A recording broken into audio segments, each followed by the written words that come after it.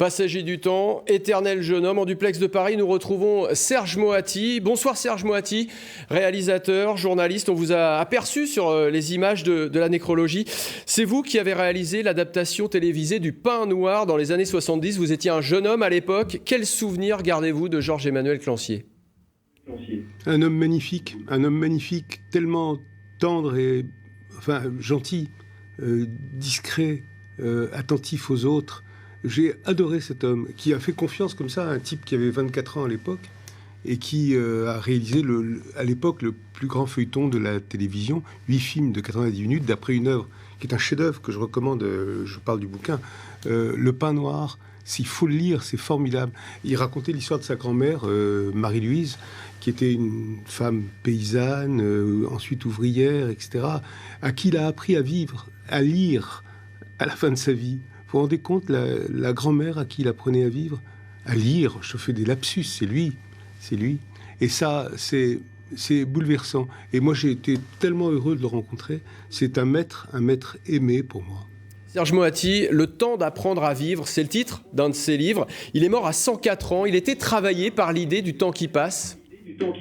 Oui, bien sûr, comme tous les poètes.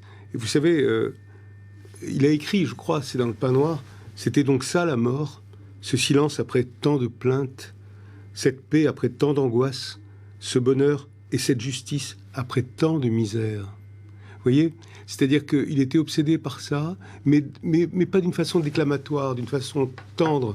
Il était un homme discret, de la même façon qu'il fut un grand résistant. Il n'en parlait jamais. Vous voyez, c'est un type que j'adorais sa gentillesse. Quand il venait sur le plateau du Pain Noir, après tout, c'était son histoire. Moi, je connaissais rien. Et c'était le chantre du Limousin. Il aimait ça, il adorait ça, il en parlait bien. Et moi, grâce à lui, j'ai rencontré cette France-là que je ne connaissais pas, j'avoue. Et ça a été magnifique. Et il disait, à quoi ça sert la poésie ? Il répondait, à quoi ça sert la vie ? Vous voyez, c'était vraiment ça qui m'avait enchanté chez lui, comme il a enchanté des générations de lecteurs. Hein. Et le Limousin a de la chance d'avoir eu Clancier. Vraiment, c'est lui qui a bouleversé par cette région. Il était du Châtelus et de Saint-Thirier. Et il est, père et mère. Et ses parents étaient des petits bourgeois. Mais ses grands-parents étaient des paysans, des ouvriers, qui ont participé à tous les combats ouvriers.